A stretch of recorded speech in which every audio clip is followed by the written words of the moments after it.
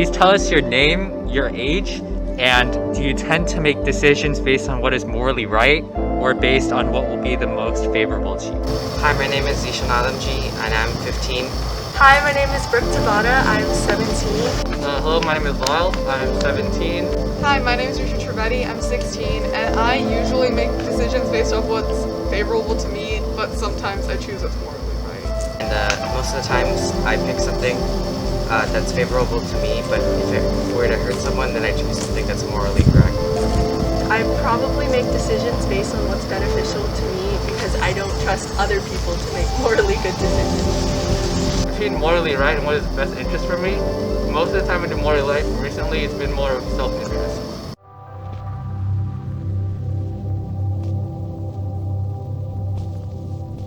You are failing a class you are required to take. You have an online exam. If you fail the exam, you fail the class, and you can cheat without anyone knowing. So do you cheat and pass the class, or fail the class because you don't cheat? If you would cheat to pass the class, please sit down. I would cheat to pass the class because it's not really like hurting anybody else, and I feel like at that point I could still study afterwards and learn all the stuff that I was supposed to learn for the actual test. Just the fact that I have to fail a class and it'll be like on your transcripts for like college or whatever, it would end up hurting you more than if you were to cheat. Life isn't a closed note test, so me using my resources isn't really doing anything bad because it's a class at school, and like I get that it's like morally incorrect to cheat on a test. However, isn't how life works. So if you would disagree, please sit down. Sit down. Does anyone ever agree with what Risha? Like, I never thought about something that Risha said. No, yeah, That's she just an aside. convinced me. Okay, the reason I didn't want to do so at first is like, if I'm the only one cheating, then it's different. Then it's on me. But like, if everyone's cheating, then I'd probably be more convinced to do it.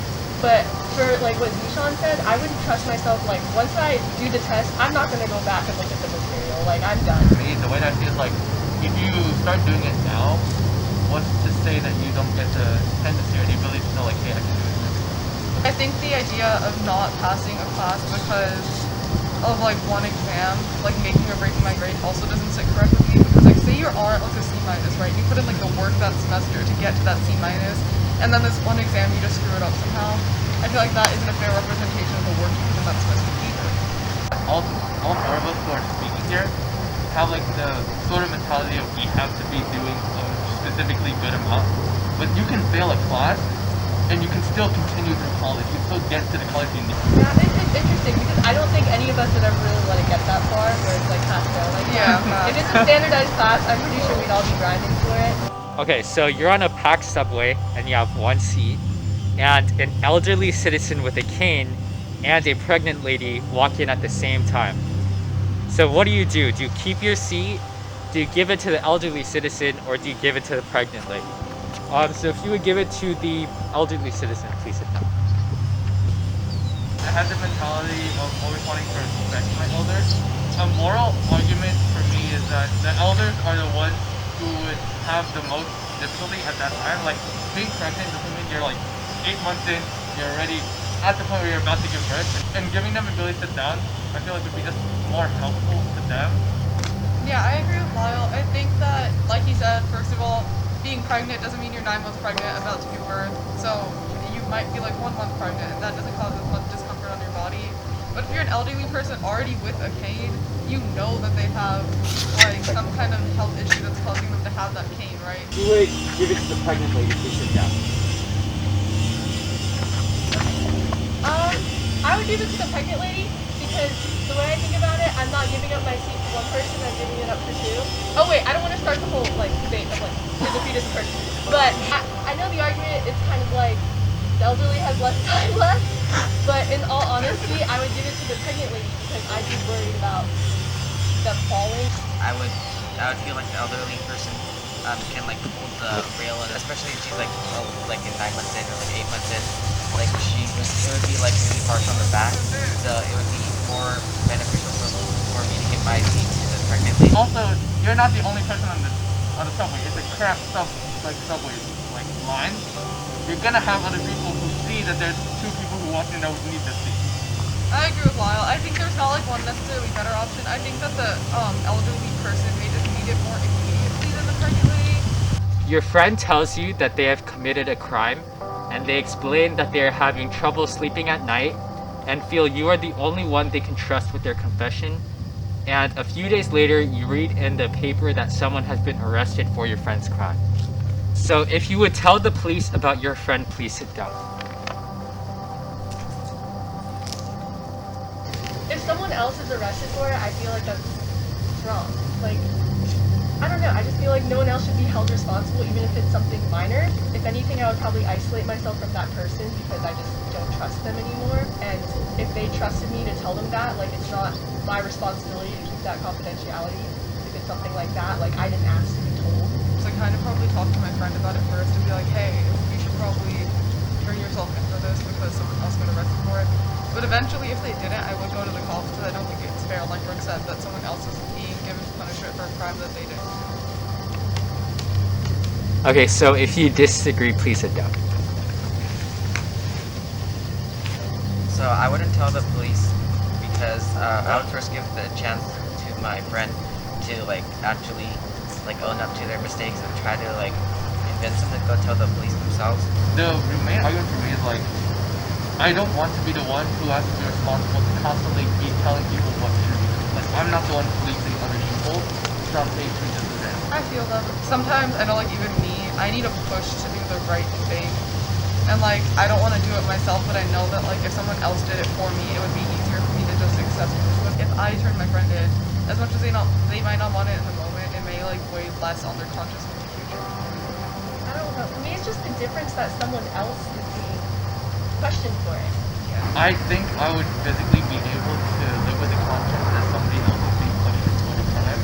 If it meant that my friend would eventually have the chance to be decision on their own.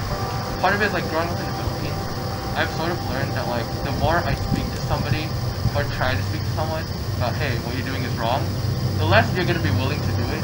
Because if somebody's willing to make a crime in the first place, they're either in a state of desperation or they already made up their mind. I think that it really does depend on, like, the crime of the person. Like, whether or not you think that they're willing to turn themselves in. I actually agree with you. Ironically, it's like, I know I should be arguing my side of, hey, you should be doing the right thing, but I know what I should be doing or choosing. It's just the fact that if it were truly a friend for mine, like somebody I consider as close to my friend, that means that no matter what, I would be trying to do what I feel like could help them, even if that means some other people would help them with it. There's a new kid at school who hardly talks and doesn't have any friends, and the other kids laugh at him, and they expect you to laugh with them, and you know this kid needs a friend, but if you become his friend, then the other kids might not talk to you anymore. So do you talk to him or not? If you would talk to him, please sit down.